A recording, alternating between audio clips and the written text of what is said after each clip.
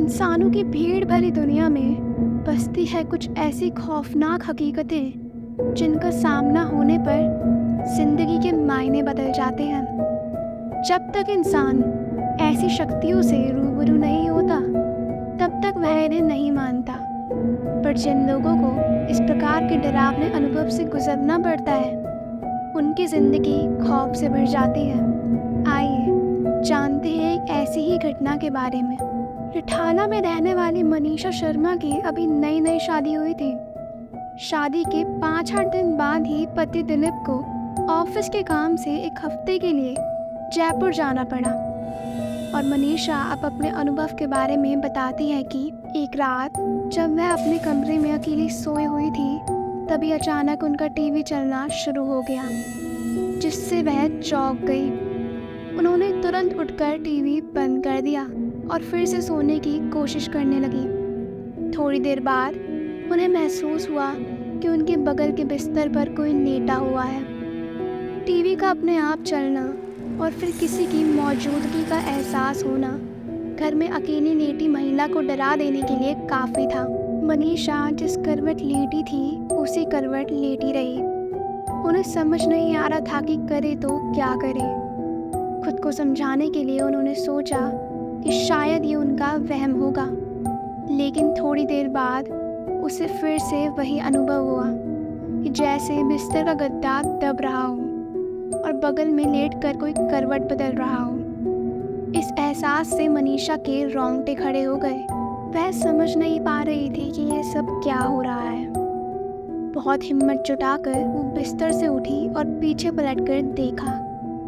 वहाँ कोई नहीं था, लेकिन जब उनकी नज़र गद्दे पर पड़ी तो मनीषा का दिल दहल गया। गद्दा नीचे की ओर दबा हुआ था और ऐसा दिख रहा था कि जैसे उस पर कोई इंसान लेटा हुआ है। अब वह चिल्लाना चाहती थी, पर खौफ और डर के मारे उनकी हलक से आवाज़ तक नहीं निकली। मनीषा की दिल की धड़कन बहुत तेज चल रही थी।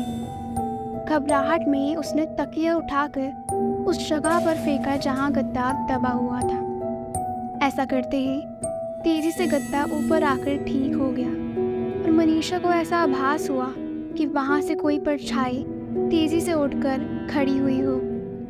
इसके बाद करीब 30 मिनट तक कोई हलचल नहीं हुई। तब मनीषा में थोड़ी बहुत हिम्मत बंधी और उसने पास पड़े मोबाइल से बगल के कमरे में सो रही अपनी सासू माँ को फ़ोन किया। उसकी सास तुरंत दौड़कर मनीषा के कमरे में आ गई और पूछने लगी कि क्या हुआ। अभी मनीषा कुछ बोले उसके पहले ही उसे फिर से कुछ ऐसा दिख गया जिसे देखकर उसके होश उड़ गए। मनीषा ने देखा कि उसकी सासू माँ के पीछे एक जवान औरत की धुंधली परछाई खड़ी थी। उसकी आंखों की जगह काले गहरे गड्ढे थे और उसका कद करीब करीब कमरे की छत जितना ऊंचा था। यह भयानक नज़ारा देखकर मनीषा वहीं बेहोश हो गई और उसी रात उसे अस्पताल में दाखिल करना पड़ा। डॉक्टर ने कहा कि डर के मारे उन्हें लो ब्लड प्रेशर की दिक्कत हो चुकी है।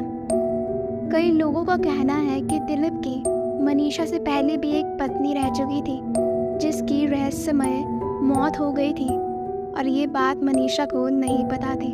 और इस हादसे के बाद मनीषा ने उस घर को दोबारा मुड़ के कभी नहीं देखा।